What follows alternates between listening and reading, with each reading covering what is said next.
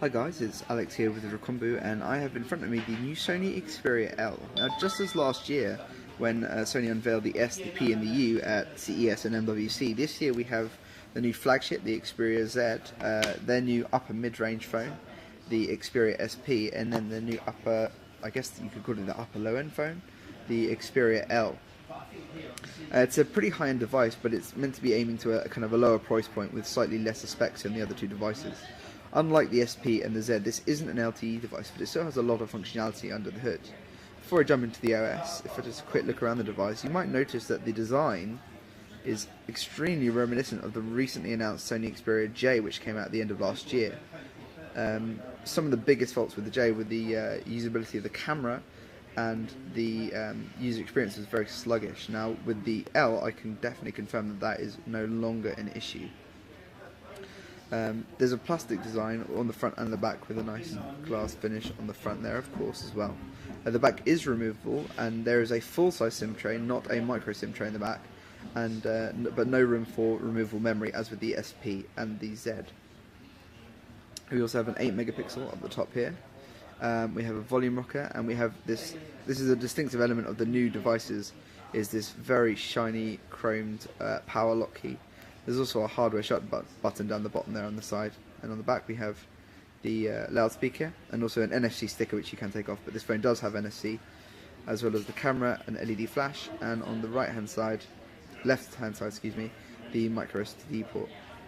There's also no connectors on the bottom, but a centrally mounted headphone jack on the top.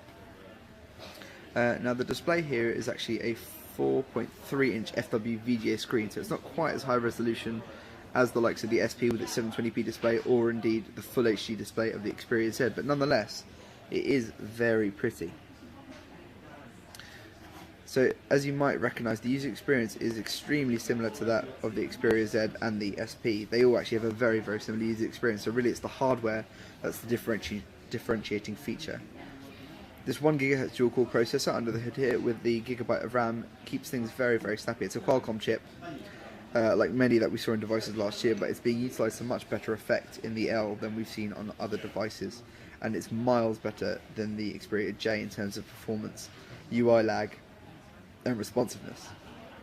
So it's really lovely to see.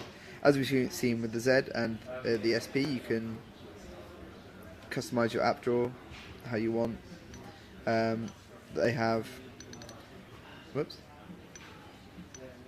multitasking on-screen buttons, of course. There's no capacitive keys. There is quite a large bezel around the display here, but nonetheless it is still a very nice looking phone, and it feels very premium considering this is meant to be the lower of the top 3 devices in Sony's 2013 lineup.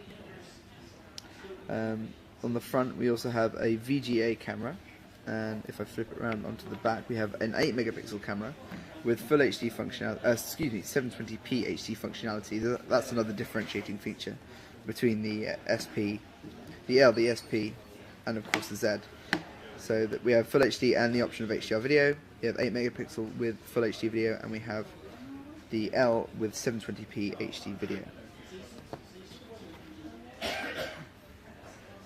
Internal storage is locked at 8 gigabytes, and as far as I can tell there's no room for removable storage, as I said earlier. And it isn't a 4G device like the other two handsets, but it is a very nice phone nonetheless, and it should be coming to market very soon. And we've heard SIM-free pricing of around £240, £239.99. So yeah, that's a quick look at the Xperia L. Leave us a comment down below if you have any questions, and thanks a lot.